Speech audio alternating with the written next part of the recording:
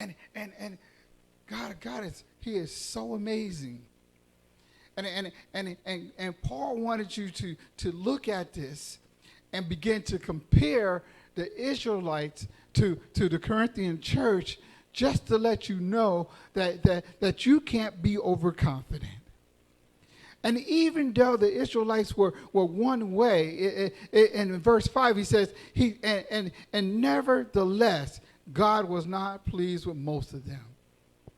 And their bodies were scattered in the wilderness. Paul brings to our attention that he gives us two examples. And in verse 6, he gives us an example. And then in verse 11, he gives another example. In verse 6, he says, now these things occurred as an example. So how did he start this out? He starts this out, for I do not want you to be ignorant of the fact, my brothers and sisters.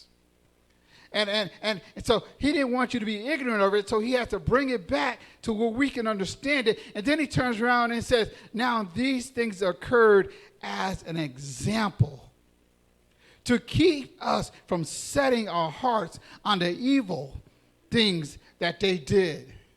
To keep us from setting our hearts on the evil things that the Israelites did. So he wanted us to understand that as you're reading this, as you're going through this, this is an example of what not to do. That's what this is. Then in verse 7 he says, do not be idlers, as some of them were. So let's dive into that just a little bit. So let's go over to Exodus chapter 32, verse 6.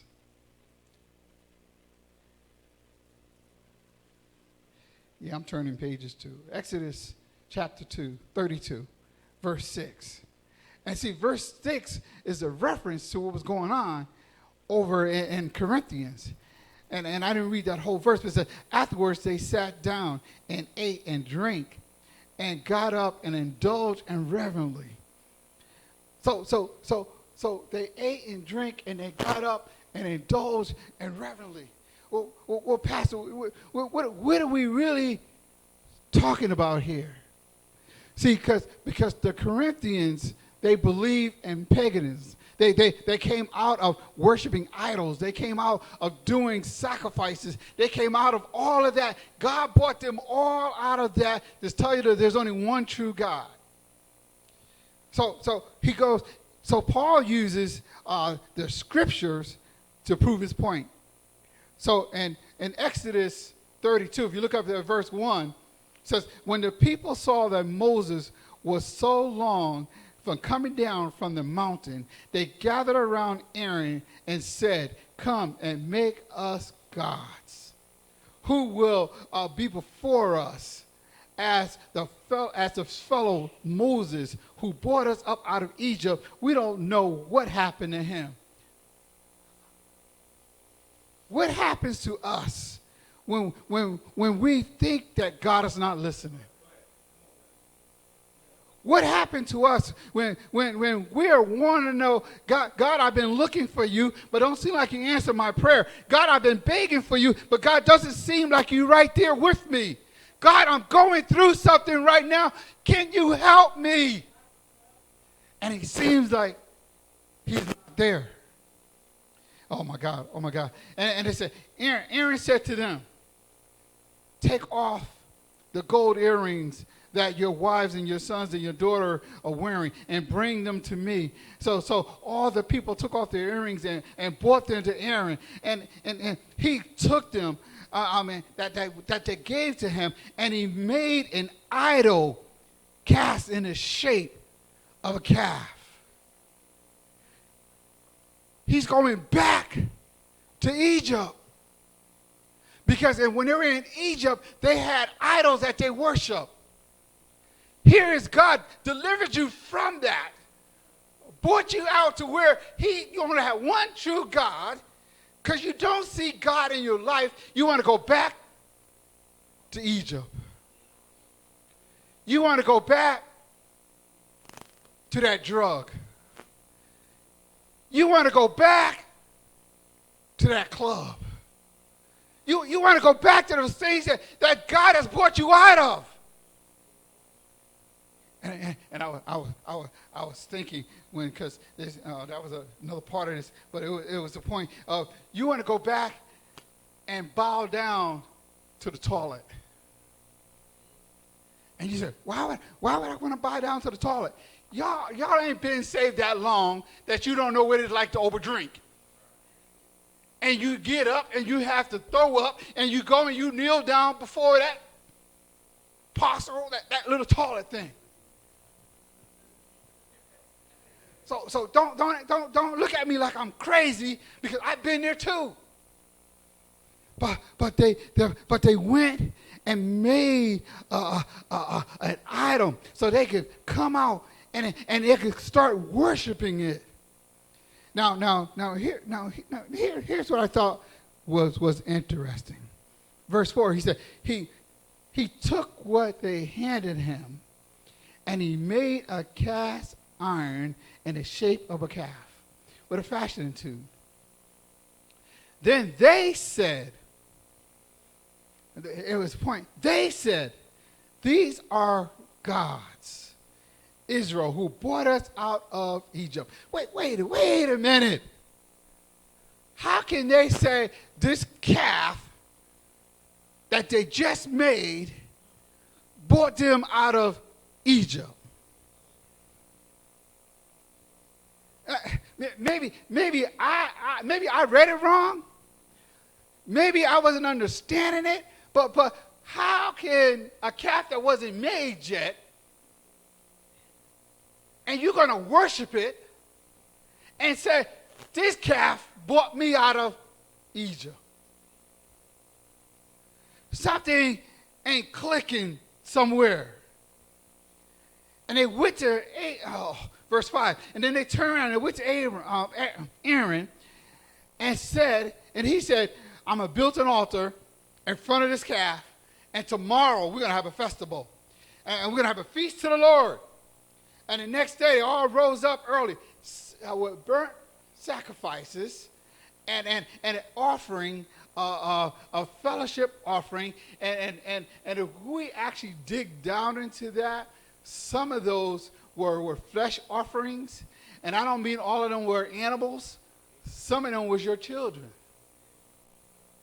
that they were offering up. They went back to where they came from. They went back, and then it says after that they all sat down, ate, drank, and got up and began to party.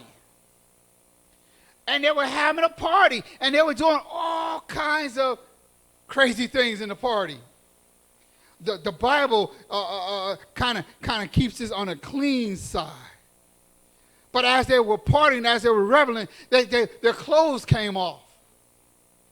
They found themselves with other people's spouses. They found themselves with men and men and women and women. But they found themselves, call themselves celebrating. I'm celebrating. I better not go all the way in there because maybe that was just for me. I just looked at this and said, oh my Lord, what was going on here? Because back to Corinthians, back in that 7th verse, he says, don't be idolaters, because as some of them were, as it was written, but the people sat down and ate and drank and got up and revelance. And so he showed you where that was at. He showed you what they were doing. And then he goes over into verse 8. He says, and we should not commit sexual immorality as some of them did. And in one day, 23,000 of them died. Let's take a quick look at that. Let's go to Numbers chapter 25.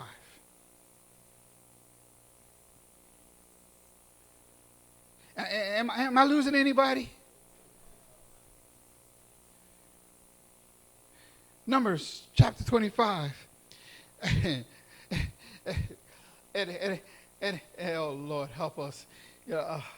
I say help us because this was an interesting story. And looking at verse 1, it says, while they were staying in Shechem, the men began to indulge in sexual immorality with the Moabite women.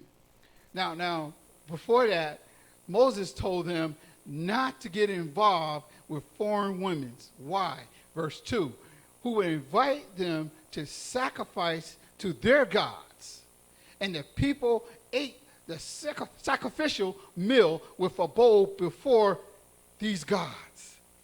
So now they don't went away from the true and only God, and they're sitting with the Moabite women who they was told not to go with, and now they're eating and sacrificing to the Moabite gods.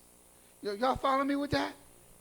And verse 3 says, and so the Israel yoked themselves to Baal-peor, and the Lord angered, burned against them. Because they sat down and they began to indulge in a sexual immorality with these foreign women. Verse 4, the Lord said to Moses, take all the leaders of these people, kill them, and expose them in broad daylight before the Lord, so that the Lord's fierce anger may turn away from Israel. Take all the leaders of these men, because they came from your family, or they came from inside your clan, and as you take them, take the leaders and kill them and make an example of them. As they took the leaders and they made an example of them, 1,000 of them. And you were like, wow, that's kind of harsh. But the Lord has to clean the church. The Lord can't allow sin to continue to grow, because if it grows, it'll grow and it'll grow and it'll grow, and folks will be doing all kinds of crazy stuff within the house. So he had to clean the house. He started with the leaders. Amen? So I don't know if I want to read this, but down in verse 7. No, verse 6. Verse 6. Now, because we know that he's told he told to kill all the leaders. Imagine you walk into the camp. People are wailing and crying and booing. Folks are dead. They're stuck up on sticks or they're being hung. Thousands of people. And here you come with a woman on your arm, like you don't see anything going on, and going into the tents of meetings, and you begin to indulge yourself with that person. They said Aaron's grandson, got a spear and went in the tent of meetings behind them and stabbed them, went through him and through her. Folks would do some crazy stuff in the church. The tent of meeting was actually where they went to worship. They were so caught up in their sin that they didn't see no wrong of going inside the house of worship to do something they know they shouldn't be doing. And they said that they walked by Moses, and Moses saw them. So they walked by the pastor. I could only imagine the look that was on his face, where one of the other guys said, "Ooh, look at them. I don't believe they're doing that. Give me that spear.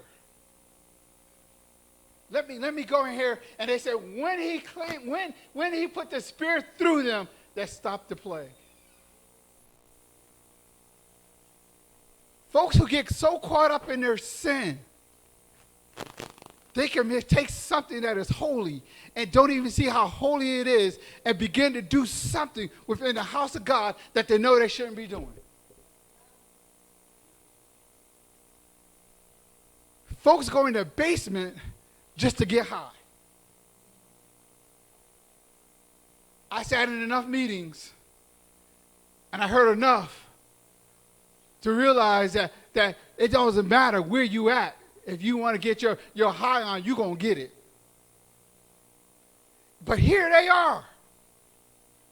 And I've been in enough places to know that some folks don't care where they are as they want to get their groove on, because there's kids in here. They're going to get their groove on, whether in the back pew or in the basement.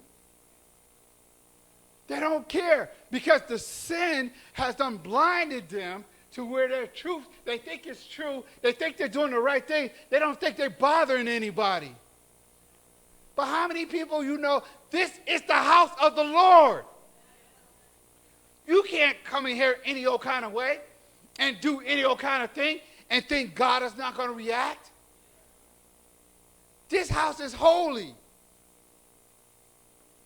The tent of meetings was holy. Oh my God, oh my God. I hope I ain't scaring nobody. But I hope you're understanding where I'm coming from. And then drop down to verse number 9.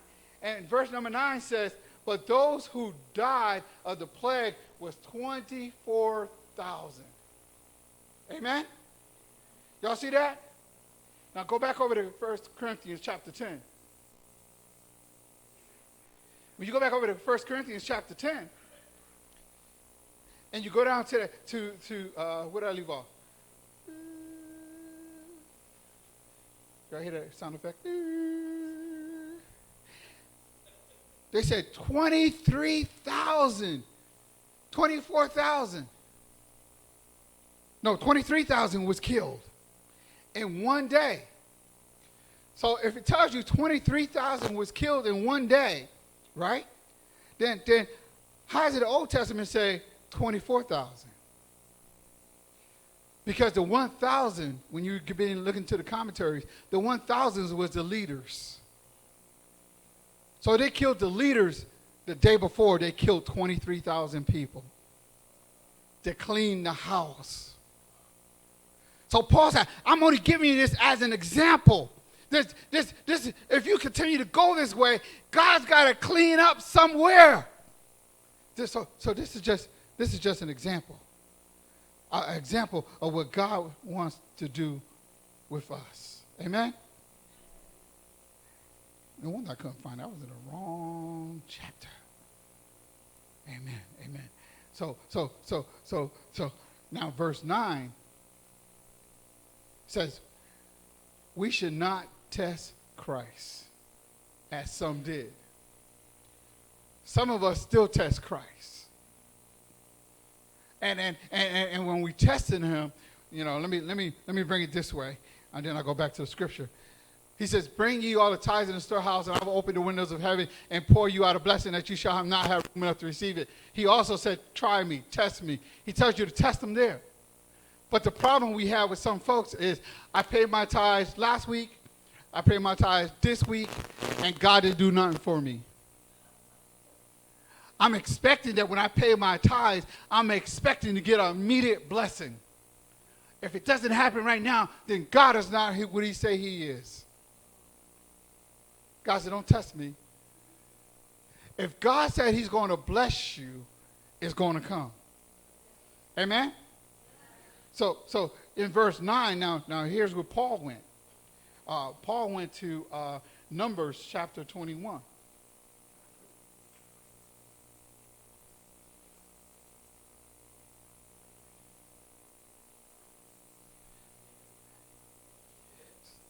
So, okay, I hear Chris. Chris must have found it already. Yeah. So here he is in chapter 21, verse 4, traveling through Mount of Or, along the route of the Red Sea, and going around Edom. But the people grew impatient on the way. They spoke against God, and they spoke against Moses. Oh, Lord, wait a minute. Hold it. Moses is the leader. Moses is the pastor. So they spoke against God, and they spoke against the leader? And did I read that right? Did I read that right? Is y'all seeing the connection there? And then they turn around and say, why did you bring us out of Egypt?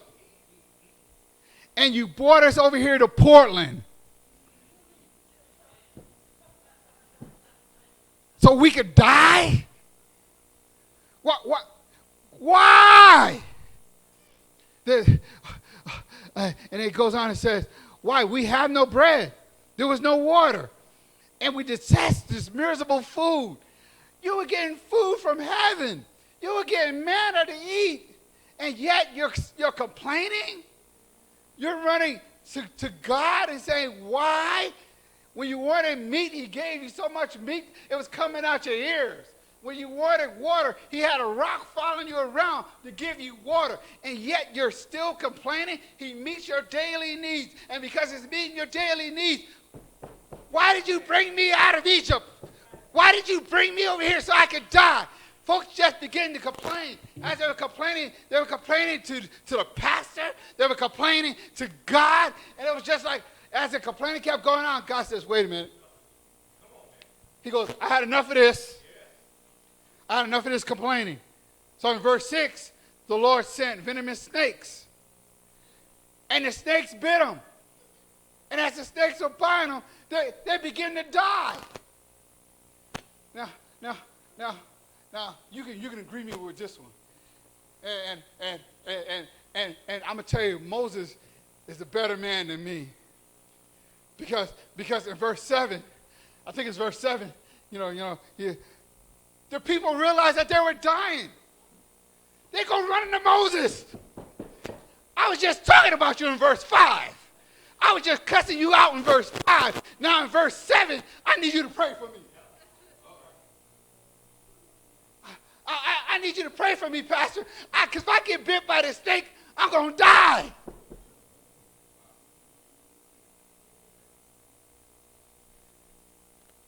And the man of God, because he's the man of God, prays for them. As he prays to them, God gives him what he needs to do. I'll make a brass snake and put it up on a pole and said, if anybody looks up at that, they'll be healed. You were just talking about the man. Why did he bring you out here to die? And now you need him. Amen? So Paul is just making examples. He's just trying to let us know, let's not go the way the Israelites went. Let's not do that. Let's be careful of what we say and how we say it and how we go about it. Amen? Am I making sense to anybody? Because I don't want you to walk out here and say I'm confused. And then I'm going to throw verse 10 in there too. He said, back in 1 Corinthians chapter 10, verse 10, he says, and do not grumble as some of them did. And they were killed by the destroying angel. Most of us know who that destroying angel was. During the Passover season, they said, paint the blood over your doorstep, and the angel will pass over, the death angel will pass over. When you begin to grumble and you begin to talk against God, that you're releasing that death angel to come to your house. And once you realize that what you've been doing, you're going to get down on your knees and begin to ask God to forgive you.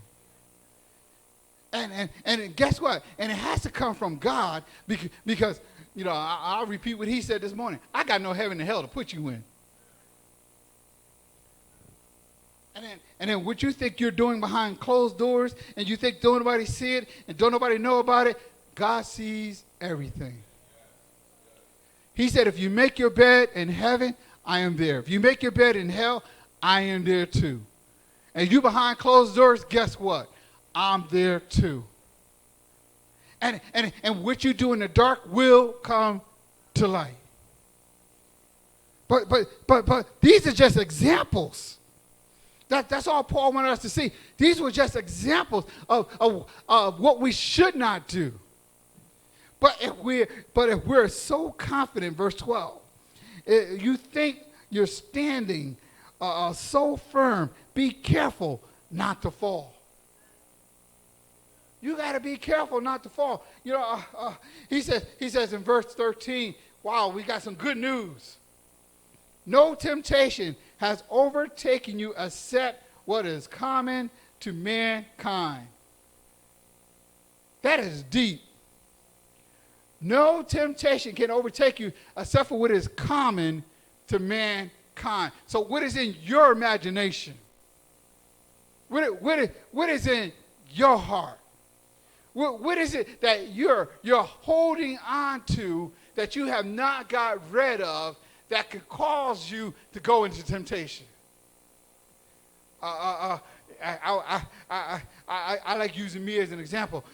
Sometimes I go to weddings, and it's not always a Christian wedding that I go to, but what ends up happening, I'll find myself, my feet start, next thing I know, my head's bopping, and then I'll be like, man, I used to love to dance. I need to get on the dance floor. And next thing you know, I'm ready to get, one thing leads to another.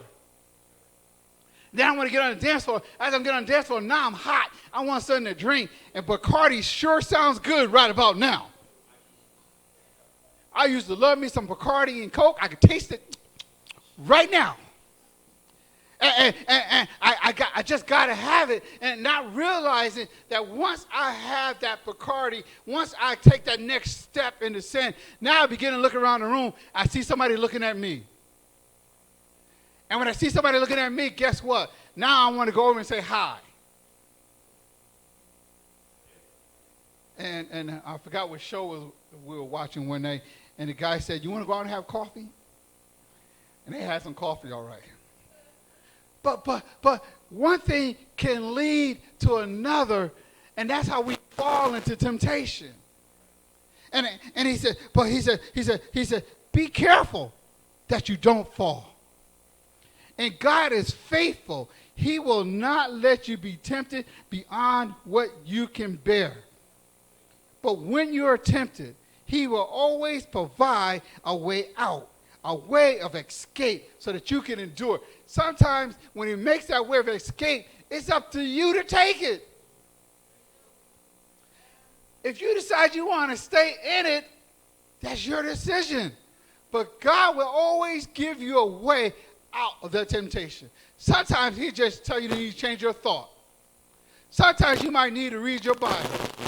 Sometimes you might get in prayer. Sometimes you might need to read an inspirational book. Sometimes you might need to make a phone call. But God would always provide a way of escape if you want to take it. That's why he gave you free wills. He said, here you are. How bad is that temptation on you? How bad? How bad do you want to smoke that crack? How bad? Because here I am. I'm giving you a way out. You call this person. You call that person. You get a second thought that's going on in your head. Begin to do something else. Just start to praise me if nothing else.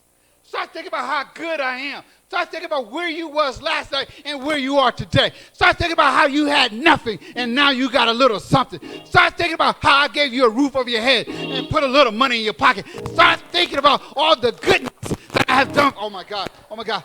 And when you begin to do that, that temptation has a way of escape. That temptation has a way of leaving you because now you remember how good God is.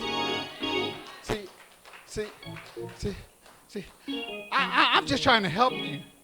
And when I read this, I said, oh my God, Paul was deep in this. And because Paul was deep in this, he was trying to help the Corinthian church to get right. And as he's trying to help the church to get right, he said, these are examples. And sometimes when we sit down to read the word, we read right through what the message is. So I wanted to bring the message to you today. What God is saying, do not be overconfident in your walk. You can't go every place. You can't do everything. You can't be where you think you need to. Oh my God. Where you think you could go. Where you think you could go. Where you think you could go. I'm just telling you because anything can happen. But you got to realize that you're weak without God. And with God, you can make it through. You can make it through. See, my sister and my brother-in-law, they used to be strung out on crack for a long time. And they turned around and said, you know, we could go in a crack house and pull somebody out.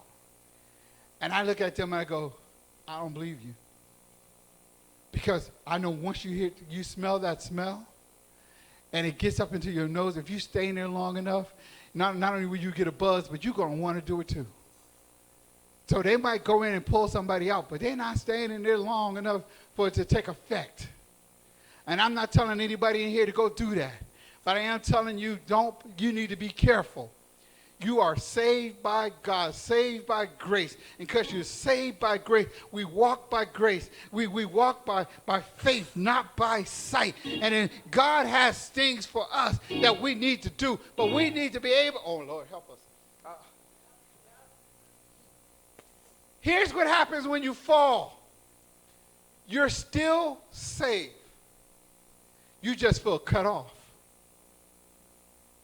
You feel cut off, and guess what? Now you're not doing what God called you to do.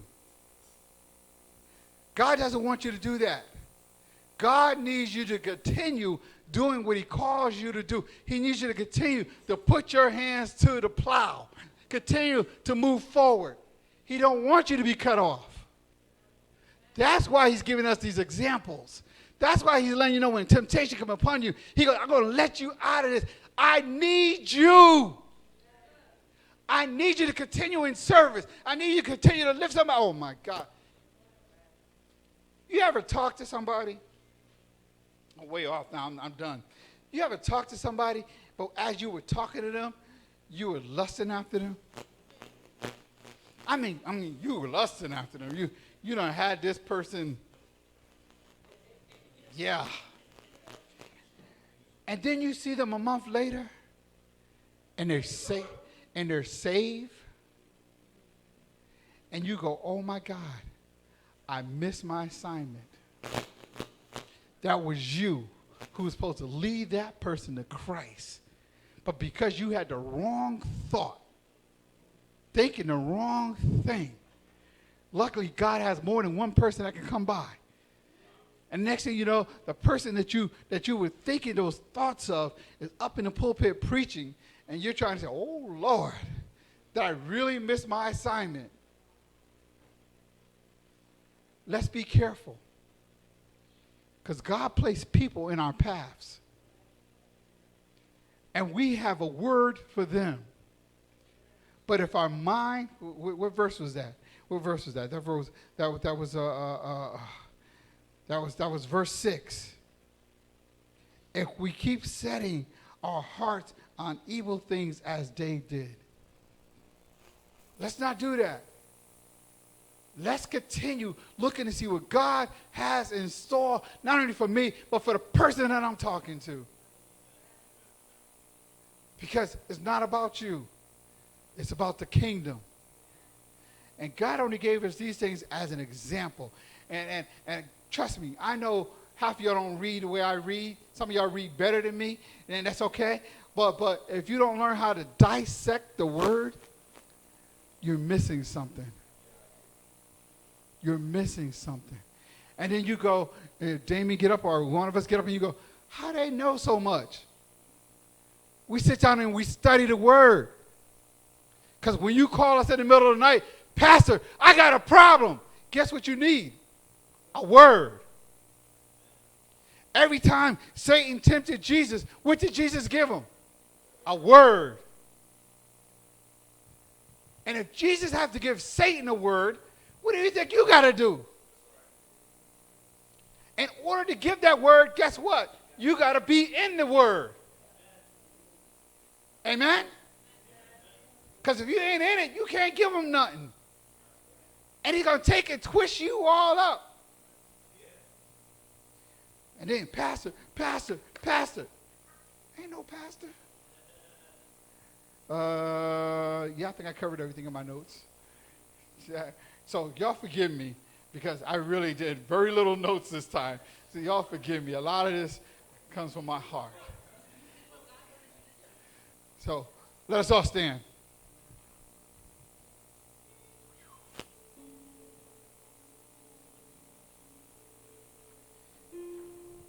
You know, I've been in services where if the people are not jumping and screaming and hollering, then they say, that wasn't a good message, because it didn't get the people jumping. Sometimes I want you to jump, but there's sometimes I need you to learn. I need to put enough word in you that you'll go back and begin to look at it for yourself. I left out some stuff. And then, and you go back and take your time and read through it and say, Lord, help these people and help me not to fall. We're just like them. God blesses you with one thing. You're satisfied with it for a moment. And next thing you know, you're right back complaining again. Lord, I need this. Lord, I need that. And he blesses you with it. You're satisfied with it for a moment. And then you're right back again. There's no difference between the Israelites and the Christians of today. And a lot of churches are running rapid because they don't want to clean the sin up. And if you don't clean the sin up, it just takes over your congregation. Then everything is good. You can do everything and anything you want to do. But God holds that pastor accountable. God will hold me accountable over each and every one of you here. And some of you who are not here. Your blood is on my hands. To the point where I have to make sure I'm giving you what thus saith the Lord and how to live. This Christian life, some people say it's hard. It's hard because you keep thinking of Egypt. Because you keep thinking you want to go back. But if you begin to look at what God is doing for you and how God has opened up ways for you, how God is moving you in a different direction, how you're seeing life more on a positive level than a negative level, you got to come from some of those people that you've been hanging around with.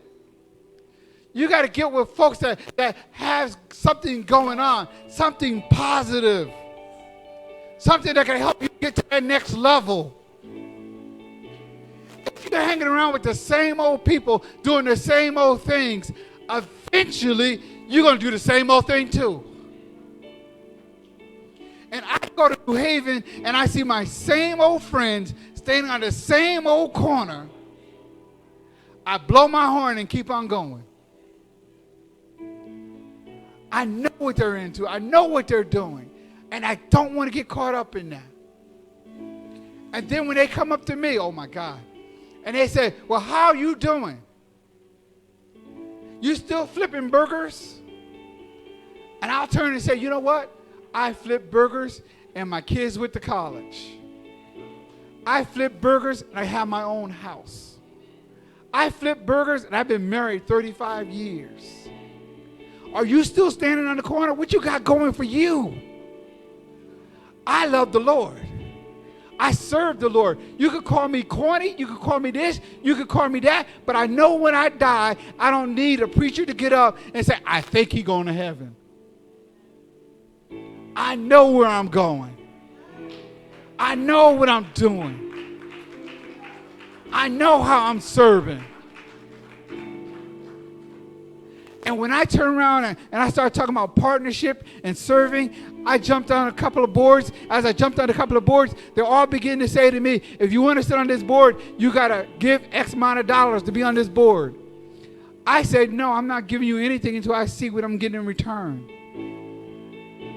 Because I can sit on 100 boards and everybody wants money. But guess what? I'm going to partner with a person that's going to help not only me, but help this church. If you're not helping this church and you're not standing for Christ, don't look for me to give you my money. But if you look at my checkbook, you'll see how much money I give to this church. How much money I donate into other people's lives. Because they partner with me.